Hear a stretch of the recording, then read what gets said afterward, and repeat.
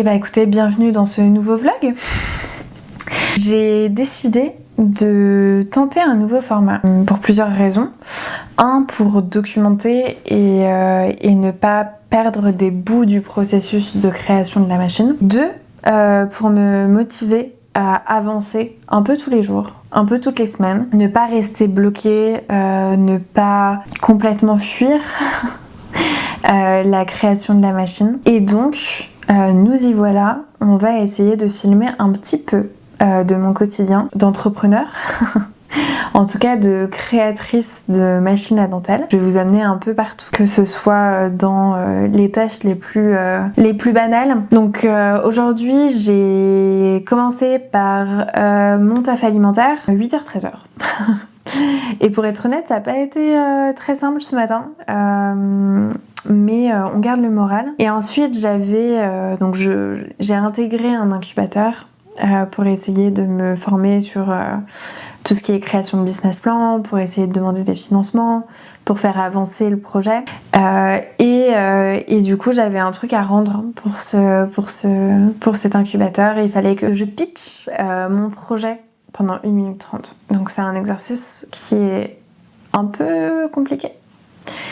Se mettre devant une caméra et faire un perfect. Je vous tiendrai surtout au courant du résultat. Donc là, on se retrouve à 16h à se dire bon bah il faudrait bien réussir à commencer à éliminer quelques tâches sur le tableau des tâches. Et donc je vais vous embarquer là-dedans. Donc pour ceux qui arrivent sur le projet, qui connaissent pas, ici c'est Nodus. Vous me connaîtrez sous le pseudonyme de Nodus. Je suis créatrice d'un métier à dentelle que vous voyez légèrement derrière moi. Le but c'est de créer un métier qui soit l'intermédiaire entre la manière artisanale, donc avec les fuseaux, l'aiguille, le crochet, et la machine industrielle, donc le métier Livers. Je m'inspire des métiers industriels, je suis allée chercher des brevets, j'essaye de reproduire la manière dont ça fonctionne, tout en simplifiant et en permettant de nouvelles perspectives, en l'utilisant avec des fils qui sont pas forcément acceptés par de l'industrie, en accélérant le processus de prototypage, en accélérant le processus de montage de la machine. C'est le projet. Et le but, c'est de réussir à avoir une machine qui sorte les premiers échantillons dans pas trop longtemps.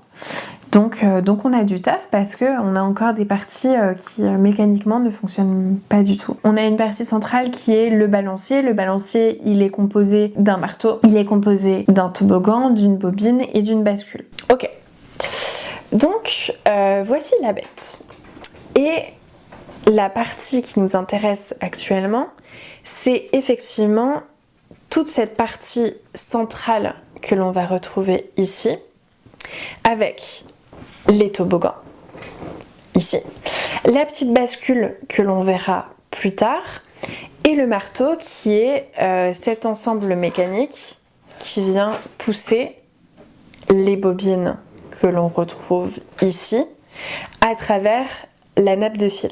Le but, c'est d'avoir des poussoirs ici qui soient de la longueur du fossé pour que ils puissent accompagner la bobine au maximum de l'autre côté tout en traversant la nappe de fil qui est juste ici.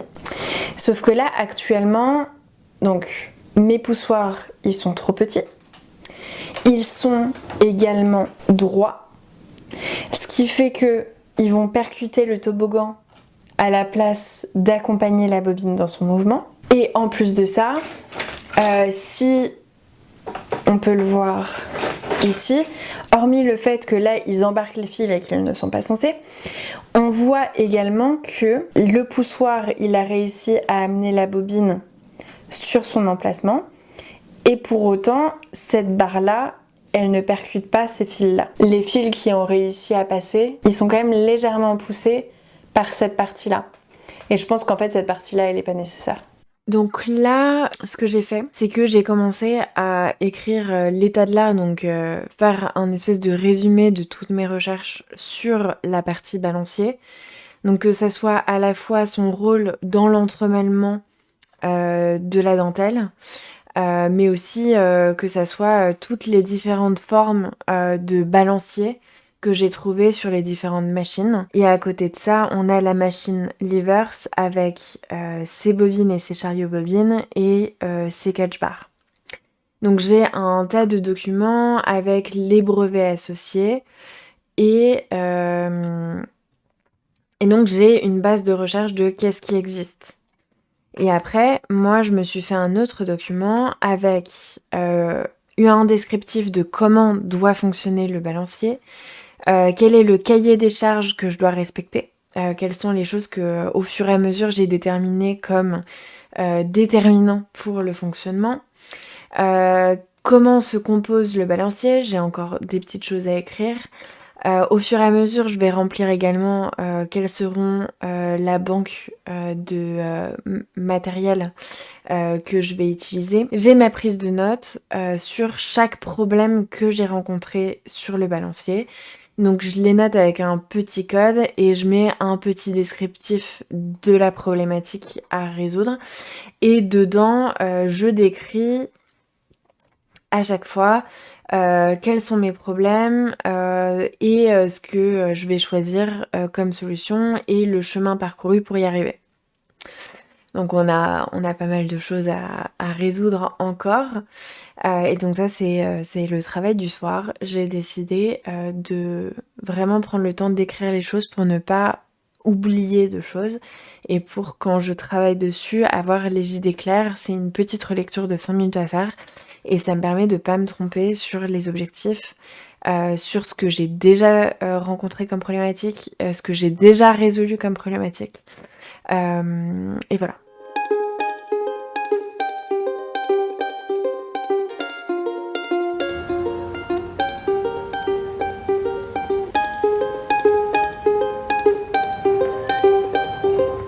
Donc hier j'ai fait une journée sur Paris où j'ai fait quelques expos parce que j'estime que ça fait partie du jeu d'aller voir autre chose à l'extérieur, de continuer à rester informé sur le textile, rester informé sur la mode. Je suis allée voir l'expo de Rick Owens qui était alors certes très particulière mais très intéressante, que ça soit au niveau des textures, que ça soit au niveau des matières qu'il utilisait, au niveau des silhouettes. Voilà, il y avait énormément de très très belles silhouettes. Et je me suis régalée pendant cette expo. Et l'après-midi, j'ai fait Greuze au Petit Palais, qui était très très chouette aussi, beaucoup plus classique. J'avais un petit peu peur de me dire ça va être très répétitif.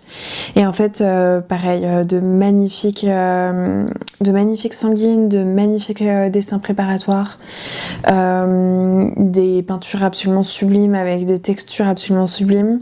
Donc j'en ai pris plein les yeux, ça m'a fait trop du bien d'aller voir des expos. Ce matin, j'ai continué à bosser sur la Nodus Machine et cette fois-ci, j'ai réussi à... Alors, j'ai pas vraiment avancé, mais au moins j'ai éliminé des possibilités d'avancement. Donc j'avais des hypothèses sur comment faire fonctionner le marteau. Et en fait elles ont été éliminées au fur et à mesure, mais j'ai pas perdu mon travail parce qu'en fait je vais pouvoir continuer à avancer mon raisonnement au fur et à mesure jusqu'à obtenir la solution à mon problème. Il faut emmener la bobine d'un côté sans perturber le fossé central. Je crois que j'ai une vidéo qui est censée vous expliquer ça un peu plus tôt. Et bah écoutez, on va se retrouver sur l'ordi pour que je vous explique un petit peu tout ce que j'ai avancé en termes de raisonnement. Donc là, on est actuellement en train de travailler sur le problème qui est le fait que le marteau empiète sur le fossé central. Donc la problématique formulée, c'est le fait que lorsque la bobine est en place sur son toboggan, donc c'est la partie qui est blanche ici, la bobine est bien positionnée sur le toboggan.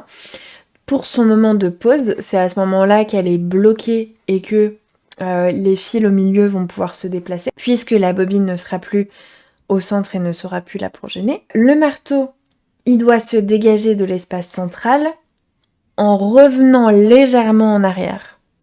Parce que le marteau, du coup, comme on peut le voir sur cette image, il va venir accompagner la bobine jusqu'à son emplacement sur le toboggan avec les poussoirs, donc c'est la partie grise qui est ici, le carré, qui doit traverser le fossé sans perturber les fils au centre. Et donc cet axe ici, qui est un axe en bois, ne doit pas percuter la nappe de fil qui est au milieu. Donc c'est pour ça que mes poussoirs, ils sont aussi longs et qu'en fait ils emmènent la bobine à son emplacement et que, deuxième temps du mouvement, le marteau revient légèrement en arrière pour laisser l'espace central libre. Or, actuellement, le poussoir reste bien trop au milieu. J'ai eu 2 idées pour résoudre ce problème. Un, je raccourcis les poussoirs. Or, on a vu que les poussoirs, en fait, ils avaient une taille définie. C'est la taille du fossé. C'est la taille qu'il faut pour emmener la bobine sur son toboggan et ne pas gêner avec cet axe ici la nappe de fil. Et la deuxième solution envisagée, c'est agrandir l'angle d'ouverture. J'ai agrandi, donc on peut voir que ça c'était l'ancien angle, on voit les anciens bras. Et j'ai agrandi l'ouverture, donc l'angle des 2 bras du marteau. Alors effectivement ça fonctionne, j'arrive à amener ma bobine au bon endroit et quand je recule, je touche la bobine mais je ne la pousse pas et là je suis assez dégagée pour que ma nappe de fil soit libre. L'ouverture de l'angle, ça paraît pas mal. Le problème c'est que là j'ai peut-être un petit peu exagéré sur l'angle et du coup je viens taper la structure et donc ça ne fonctionne pas. Donc là j'étais en train de me dire ok, est-ce que je vais changer l'emplacement de cette roue dentée? Est-ce que en fait je ne peux pas juste la déplacer légèrement en hauteur en faisant attention à ne pas me mettre trop au milieu parce que sinon je vais gêner la nappe de fil qui va passer à la verticale ici. Est-ce que y a d'autres problématiques qui vont se dégager? Donc on se retrouve en fin de journée. On parlait de cet angle ici qui était inutile et donc il fallait le supprimer pour optimiser et essayer de régler le problème du bras qui percute la roue motrice. Donc on a calculé combien de degrés il fallait enlever, on les a enlevés et on se rend compte que donc on a toujours le marteau qui ne vient pas perturber le fossé central. On a toujours le marteau qui peut accompagner la bobine sans gêner la nappe de fil avec cet axe en bois. Mais malheureusement, ça ne suffit pas. Le bras percute toujours cette petite roue. J'ai décidé finalement, c'est la solution envisagée numéro 3, j'ai décidé de pas du tout aller jusqu'à l'extrême de mettre l'axe tout en haut. Je l'ai déplacé un petit peu. J'ai fait attention à ce que l'entraxe soit toujours le même. J'ai essayé de regarder si ça posait pas de problème du coup au niveau de la nappe de fil. On en est loin. J'ai vérifié si ça gênait le fil de la bobine. Sur le principe, il est censé se diriger vers cet axe-là. Donc normalement on devrait pas avoir de soucis particuliers. Placement moteur, j'ai pas vu de problème. Et ce qui m'a pris le plus de temps, c'est d'essayer de placer les peignes Johnson, sachant que du coup j'ai cet axe-là qui m'empêche soit d'avoir le peigne qui vient chercher le plus bas possible, mais du coup il peut pas remonter, soit il est trop haut, donc il peut pas aller chercher les entremêlements assez bas, mais il a la possibilité de monter ce qu'il veut.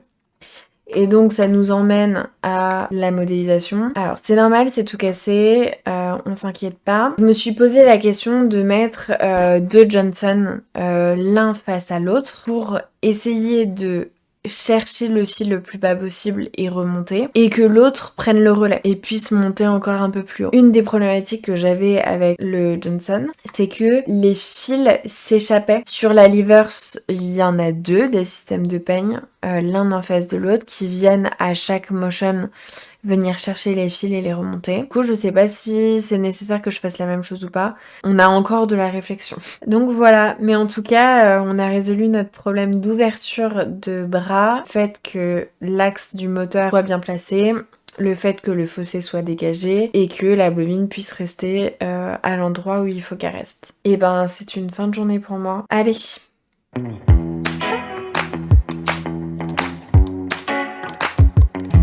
Loving you makes the stars shine brighter.